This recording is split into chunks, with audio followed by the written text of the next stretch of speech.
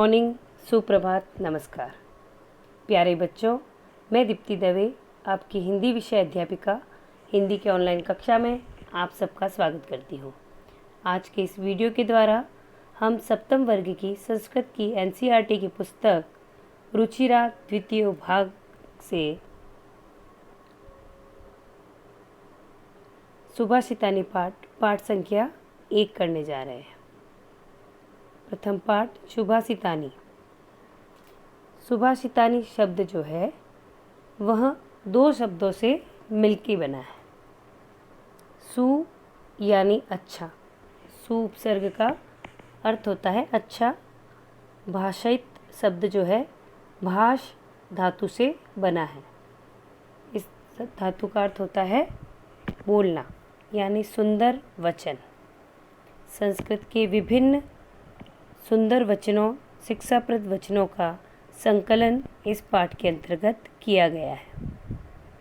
इस पाठ में हमें जो सुभाषित बताए गए हैं वे उस समय या उस काल से ही संबंधित नहीं हैं जब इनकी रचना की गई थी। ये सुभाषित, ये सुंदर वचन उतने ही प्रासंगिक अब भी हैं जब ये बनाए गए थे। ये अभी भी हमारे जीवन में, व्यवहारिक जीवन में उपयोगी है। इस सुभाषित पाठ के अंदर कुल 6 श्लोकों का संकलन किया गया है, जिसमें हमें ये बताया गया है कि पृथ्वी पर कितने प्रकार के रत्न हैं या पृथ्वी और सूर्य किस कारण धारण किए गए हैं, किस प्रकार तप रहे हैं। इस वसुंधरा पर, इस धरती पर कितने प्रकार के रत्न हैं जिनके लिए हमें आश्चर्य नहीं करना चाहिए। इस पाठ में यह भी बताया गया है कि हमें किसके साथ संगति करनी चाहिए, किसके साथ मित्रता करनी चाहिए, किसके साथ उठना बैठना चाहिए। यह अभी भी उतना ही प्रासंगिक है। हमें भी हमेशा सोचना, विचारना चाहिए कि हमें मित्रता किससे करनी है, या विद्या का और संग्रह में हमें कैसा व्यवहार करना चाहिए, या समारूपी हथियार से क्या क्या हो सकता है, समारूपी वशीकरण से क्या क्या हो सकता है। तो है ना, ये सारे ही हमारे कार्य और व्यवहार के मुताबिक, यानी इस सुभाषित ये वचन जो हैं ये हमारे जीवन में उतने ही उपयोगी हैं जितना कि उस समय थे।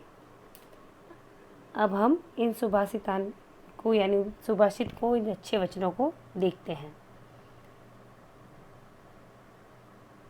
सबसे पहले इस वीडियो में हम इन श्लोकों का स्वस्वर वाचन करेंगे, फिर इसका अन्वय करते हुए, इसके शब्दार्थों को देखते हुए इसकी व्याख्या करेंगे।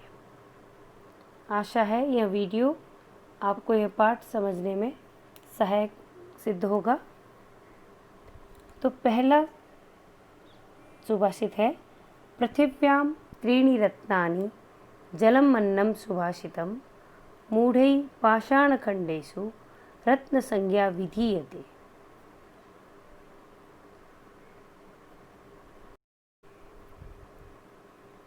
इस श्लोक के अंदर जो कठिन शब्द आए हैं वो हैं पृथिव्यां यानी धरती पर, सुभाषितम यानी सुंदर वचन, सु उपसर्ग और भास धातु से मिलकर ये बना है शब्द सुभाषित। मूढ़ई यानी मूर्खों के द्वारा, पाषाण खंडेशु यानी पत्थर के टुकड़ों में। पाषाण शब्द का अर्थ होता है पत्थर, खंडेशु शब्द का अर्थ है खंड यानी टुकड़ों में।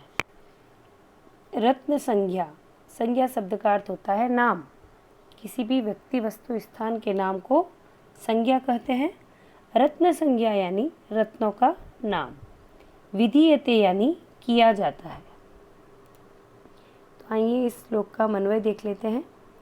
पृथिव्यां त्रीणि रत्नानि जलमन्नं सुभाषितं सन्ति मूढ़ै पाषाणखण्डेषु रत्नसंज्ञा विधीयते। यानी पृथ्वी पर 3 प्रकार के रत्न हैं। इस पहली पंक्ति में, श्लोक की पहली पंक्ति में यह बताया गया है कि पृथ्वी पर 3 प्रकार के रत्न हैं, जल, अन्न और सुभाषित यानी अच्छे वचन। मूढ़ै पाषाणखण्डेषु रत्न संज्ञा विधीयते। मूर्ख लोग जो होते हैं पत्थर के टुकड़ों को रत्नों की संज्ञा देते हैं, यानी रत्नों को जानते हैं। हम लोग नीलम, माणिक, पन्ना आदि पत्थर के टुकड़ों को रत्नों की संज्ञा देते आए हैं, लेकिन इस सुभाषित के द्वारा हमें पता चल रहा है कि पृथ्वी पर 3 ही रत्न जो है, बहुत जो रत्न माने जा सकते हैं वो हैं जल। वास्तव में जल ही जीवन है, ये अब हम भी जान गए हैं। अन्न कितना जो है किसान के द्वारा उगाया जाने वाला जो है अन्न, वो भी रत्न के समान है। सुभाषित यानी अच्छे और सुंदर वचन। अगला श्लोक है, सत्येन धार्यते पृथ्वी सत्येन तपते रविः सत्येन वाति वायुश्च सर्वं सत्ये प्रतिष्ठितम्। यानी सत्य के द्वारा यह पृथ्वी धारण की गई है।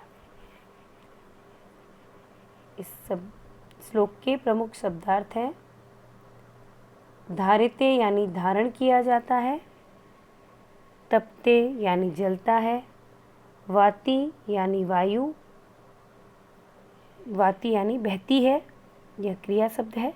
वायुश्च, ये वायुश्च जो शब्द है, वायु यानी पवन और च अव्यय से मिलके बना है, यानी पवन भी। प्रतिष्ठितम यानी स्थित है।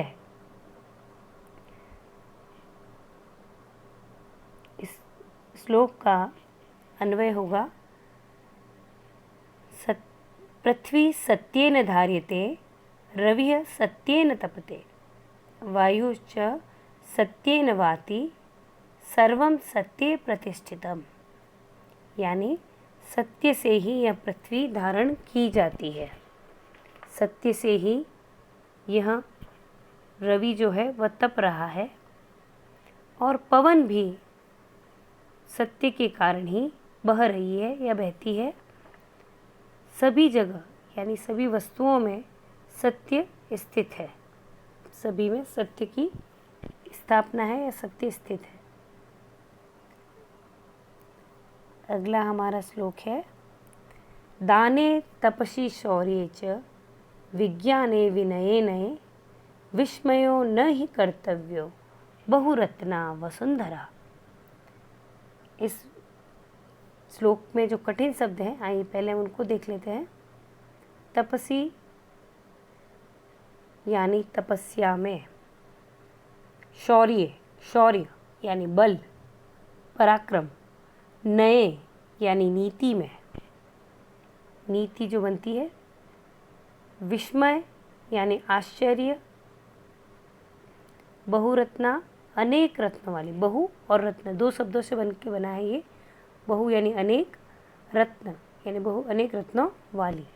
वसुंधरा पर्यायवाची शब्द है पृथ्वी का, धरा, वसुंधरा आदि ये शब्द पृथ्वी के पर्यायवाची शब्द है। अब इस श्लोक का भी हम अन्वय करेंगे। दाने तपसि शौर्ये च विज्ञाने विनये नये च विस्मयो न कर्तव्यो वसुंधरा बहुरत्ना ही वसुंधरा। यानी इस श्लोक के अंदर ये बताया गया है, दान में, तप में यानी तपस्या में, दान में, नीतियों में यानी पॉलिसीज़ जो होती है निकलती है उसमें, विज्ञान में यानी अनेक के आविष्कार जो होते हैं, विज्ञान यानी विशुद्ध विज्ञान जो है उसमें, विनय यानी विनम्रता में, नए शब्द का अर्थ मैंने बताया आपको, नीतियों में हमें विस्मय नहीं करना चाहिए यानी आश्चर्य नहीं करना चाहिए। क्यों नहीं करना चाहिए, इसका इस पंक्ति में उत्तर दिया गया है, क्योंकि यह पृथ्वी जो है, ये वसुंधरा जो है वह अनेक रत्नों वाली है। यह अनेक प्रकार के रत्न पैदा करती रहती है। जैसा कि हमने पहले श्लोक में देखा था, यहाँ पर रत्नों से मतलब मैंने बताया है पत्थर के टुकड़ों से नहीं है। यहाँ पर पहले श्लोक में हमने देखा था पृथ्वी पर 3 रत्न माने हैं, जल को, अन्न को, सुभाषित को। ऐसे ही विद्वानों ने यहाँ पर इन रत्नों को और बढ़ाते हुए बताया है कि इस पृथ्वी पर दान रूपी रत्न है, तपस्या रूपी, लोग अनेक प्रकार के तप करते हैं, तो यहाँ पराक्रमी लोग पैदा हुए हैं। अनेक जगहों पर लोगों को पराक्रम दिखाई देता है। पराक्रम दिखाने की चीज़ नहीं है, पराक्रम होता है जब किसी की रक्षा की आवश्यकता पड़ती है, वह पराक्रम, वह बल। विज्ञान में यानी विशुद्ध विज्ञान, अनेक प्रकार के आविष्कार हम अपने आसपास होते देखते हैं। विनय, लोगों में कितने ही धनवान हो, कितने ही पराक्रमी हो, लेकिन उनमें विनयशीलता अपने आप में आश्चर्य की चीज़ है। नए जो नीतियाँ निकलती हैं, जो हम नीति बनाते हैं, वह किसी न किसी महत्वपूर्ण कार्य के लिए होती है, वह हमारे भलाई के लिए होती है। इसलिए इन सभी चीज़ों में हमें आश्चर्य नहीं करना चाहिए, क्योंकि यह जो धरा है, यह पृथ्वी जो है, वह अनेक रत्नों को उत्पन्न करने वाली है। अगला हमारा श्लोक है, सद्भिरेव सहासीत् सद्भिः कुर्वित संगीतम् सद्भिः विवादिं मैत्रीं च न असद्भिः किंचिदाचरेत्। इस श्लोक का अन्वय है सद्भि, ये शब्द जो है, ये दो शब्दों से मिलकर बना है, इसको हम शब्दार्थ में भी देखेंगे।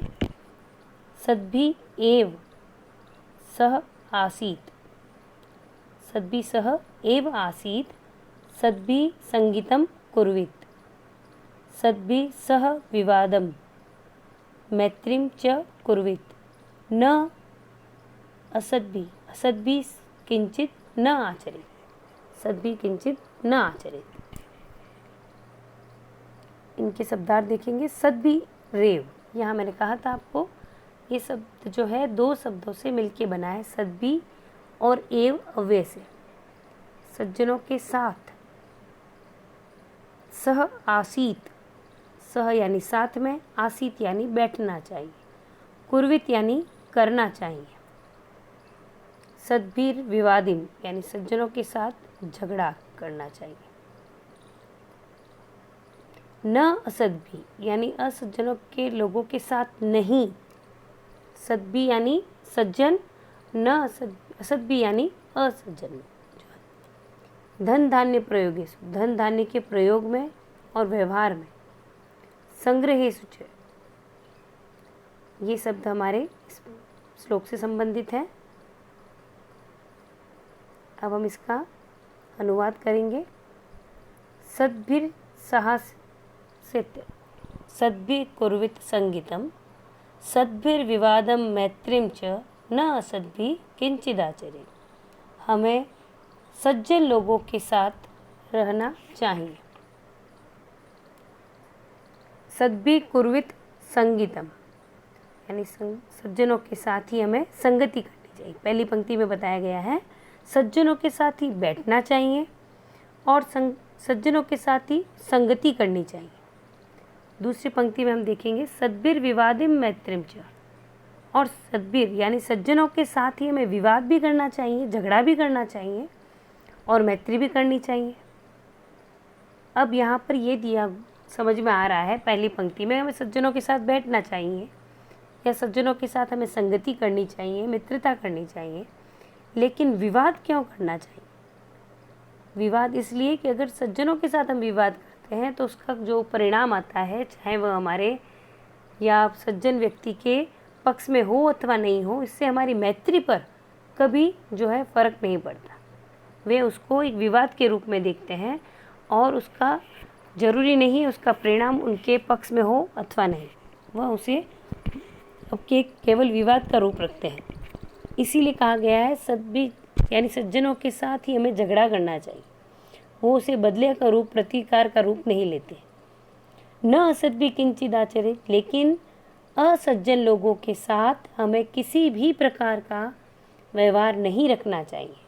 न उनके साथ उठना बैठना चाहिए, न उनके साथ संगति करनी चाहिए, न उनसे मित्रता करनी चाहिए और न ही उनसे विवाद करना चाहिए यानी झगड़ा करना चाहिए। आइए अब हम अगला श्लोक पढ़ेंगे इसका।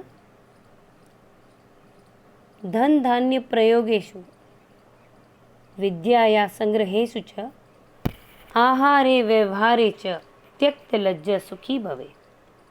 इसका सस्वर वाचन कर लेते हैं। धन धान्य प्रयोगेषु विद्याया संग्रहेषु च आहारे व्यवहारे च त्यक्त लज्जा सुखी भवेत्। इसके श्लोक के शब्दार्थ हैं।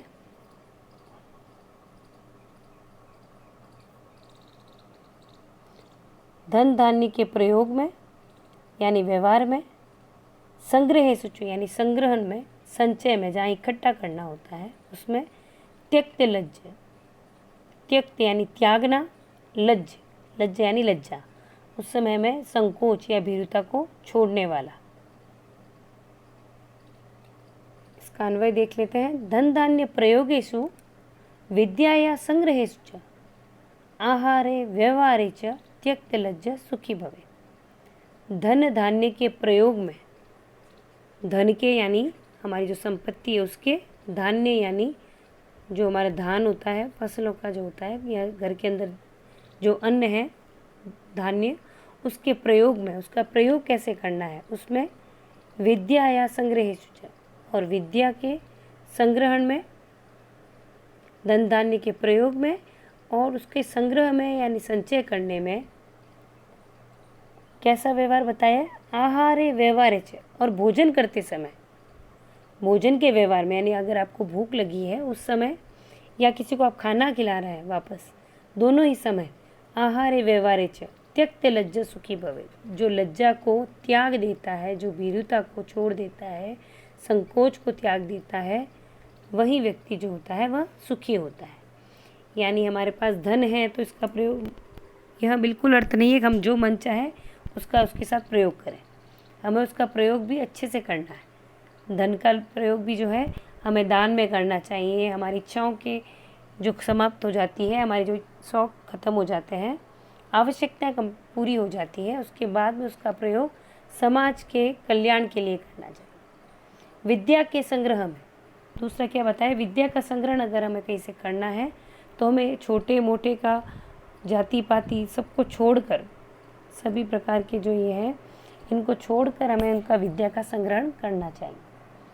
आहार और के व्यवहार में अगर आपको भूख लगी है तो हमें, अगर किसी ने आपको आमंत्रित किया है खाने के लिए, तो हमें अपना लज्जा को त्याग देना चाहिए। वहाँ पर ऐसा नहीं करना चाहिए कि हमें तो भूख लगी है और हम उस पर्याप्त मात्रा का भोजन नहीं करके कम मात्रा में कर रहे हैं, नहीं, उस समय में अपनी लज्जा को त्याग कर सुख को प्राप्त करना चाहिए।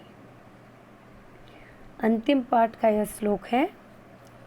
क्षमा वशीकृति लोके क्षमया किम न साधयते शांति खड्ग करे यस्य किम करिष्यति दुर्जना। इस श्लोक का अन्वय देखेंगे हम लोग। लोके क्षमा वशीकृति समया क्षमया किम न साधयते यस्य करे शांति खड्ग अस्ति, यस्य करे शांति खड्ग अस्ति तस्य दुर्जनः किम करिष्यति। इस श्लोक के अंदर जो आए हैं आपके शब्दार्थ वो हम देख लेते हैं। क्षमा वशीकृति लोके यानी संसार में सबसे बड़ा वशीकरण जो वश में कर लेता है वह है क्षमा वशीकृति। यहाँ पे दो नहीं तीन शब्द है। क्षमा यानी क्षमा करना, वशीकृति वशीकरण, लोके यानी संसार में। यह शब्द जो है अपने आप में तीन शब्दों को मिलाकर बना है। शांति खड्ग, यहाँ पर भी दो शब्द की संधि हुई है, शांति और खड्ग। शांति का अर्थ होता है शांति, पीस, और खड्ग यानी तलवार। यानी इस श्लोक का अर्थ हम देखेंगे, इस संसार में जो क्षमारूपी वशीकरण होता है वह क्या नहीं साधन कर सकता, वह क्या नहीं साधन कर सकता, उससे क्या नहीं प्राप्त हो सकता। कैसे? शांति खड्ग करे यस्य, अगर किसी के हाथ में शांति रूपी तलवार है उसका दुर्जन भी कुछ नहीं बिगाड़ सकता, क्योंकि दुर्जन तब बिगाड़ेगा जब आप उससे वापस लड़ाई करेंगे, विवाद करेंगे। अगर आप उसको कोई जवाब ही नहीं दे रहे हैं प्रत्युत्तर में दुर्जन को, तब आपकी जो है वो आपसे लड़ाई भी कैसे करेगा, है ना। वो अगर आपको उकसा रहा है और आप जो है उसे क्षमा कर रहे हैं, शांति रख रहे हैं, तब आप अगर लड़ाई करेंगे ही नहीं तो उससे होने वाले परिणाम से आप जो है वंचित रहेंगे। न तो आप उससे लड़ाई करेंगे, न ही आपको हार या जीत देखनी पड़ेगी। यानी इस संसार में अगर सबके पास समारूपी जो वशीकरण है, अगर कोई आपके साथ दुर्व्यवहार करता है और आप उसे क्षमा कर देते हैं, माफ़ कर देते हैं, आप उससे बदला नहीं ले रहे, तो आप अपने आप ही उससे लड़ाई नहीं करेंगे। तो दुर्जन व्यक्ति यही चाहता है कि वह किसी न किसी प्रकार से लड़ाई का माहौल पैदा करे, लेकिन जिसके पास शांति रूपी खड्ग है, शांति रूपी तलवार है, उसका दुर्जन कुछ नहीं बिगाड़ सकता। इस पाठ के द्वारा, इस वीडियो के द्वारा आपने इस पाठ से संबंधित सभी श्लोकों को पढ़ा, उनका सस्वर वाचन किया, शब्दार्थ किए और अन्वय किए। इन पाठों को आप वापस पढ़ें और आशा है यह वीडियो जो है आपको सुभाषितानी पाठ पढ़ने में और समझने में सहायक सिद्ध हुआ होगा। धन्यवाद।